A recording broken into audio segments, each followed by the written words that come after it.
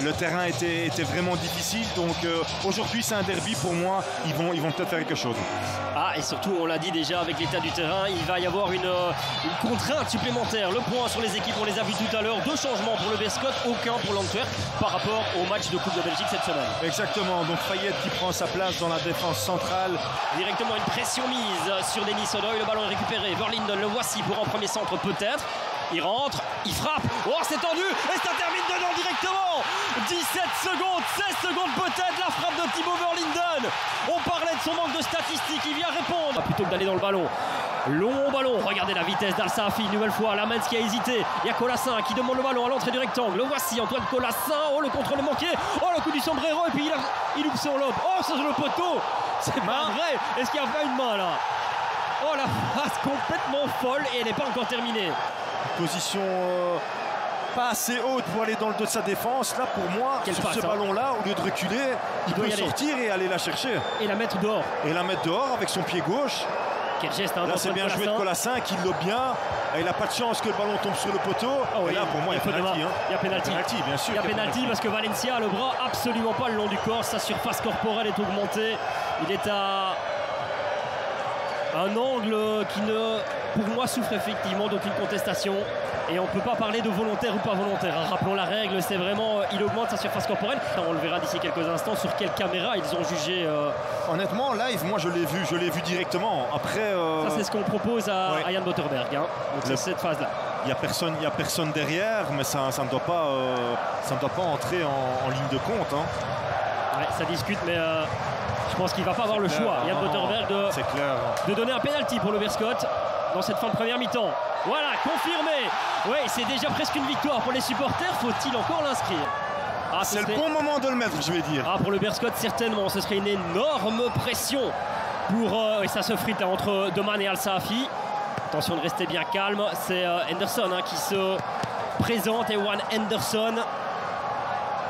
Il n'avait pas encore tiré de penalty cette saison, lui. Il le tire un petit peu trop faiblement, c'est un nouvel arrêt pour Senne Lamens, son 3e arrêt sur sa statistique là, elle va commencer à devenir bonne, Silvio, et je parle à un gardien. Il est hyper mal tiré, hein. Il n'est pas assez appuyé ce ballon, on voit qu'il n'est même pas dans le coin, pas des mouvements clairs qui font qu'on ne voit pas les automatismes, en fait, c'est ça que je veux dire. Il y a du boulot pour Jonas de Roek pendant le petit quart d'heure de pause et forcément Verlinden acclamé qui applaudit ses supporters parce qu'ils ont leur rôle à jouer et on sent qu'il y a une atmosphère. Il aurait pu frapper, il y avait la possibilité. Un peu de gaspillage et souvenez-vous, Thibaut Verlinden nous a dit à la mi-temps qu'il va falloir être très précis et profiter des contre-attaques. Van den Bosch qui glisse au pire des moments. Verlinden en position de frappe potentiellement, il va pied gauche, il frappe pied gauche, le ballon est relâché et il y a Kosia qui est hors jeu.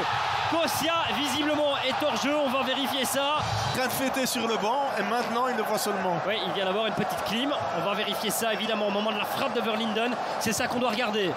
Et il est devant. C'est correct, bien vu de la part de l'assistant de M. Botterberg. Ouais, parce que là, il a fait gagner pas mal de... Je pense que ce sera pour le numéro 9 de l'Antwerp. C'est pas mal donné, c'est dévié.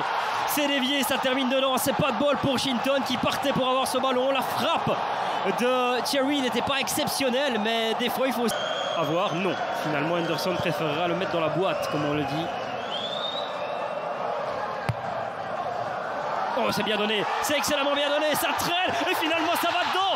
Est-ce que le but est validé? Oui, parce que ne fût-ce qu'avec une main, avec un gant, il doit toucher le ballon. Là, j'ai l'impression qu'il a le ballon entre les mains, mais qu'il n'a pas un contact avec le ballon. Il n'a pas le contact. Pour moi, il n'a pas le contact, ça doit être 2-1 pour le... Il n'a pas le contact, ça touche encore ce ballon. Ouais, on a déjà joué ce coup de coin. Verlinden maintenant pour la frappe, première zone. Lamens qui relâche, mais qui est encore là. La frappe après. Oh, c'est dévié par on ne sait pas trop qui, mais ce sera encore un coup de coin. Il y a le feu dans le rectangle du Great-Hall. Le jeu était de nouveau sifflé. Mais là, Lamens il s'en sort vraiment bien, hein, parce que là, c'est une grosse faute de main. Ouais, par contre, là, le réflexe, c'est plutôt l'attaquant qui saute dessus parce que son bras est déjà mis. Ils ont été beaucoup plus près du 2-1 que du 1-2. C'est vrai, ils ont frôlé la catastrophe, on s'est dit, au moment où ils ont pris le but sur coup franc. Pendant 10 minutes, il y a eu un flottement. Après, ils ont super bien fini.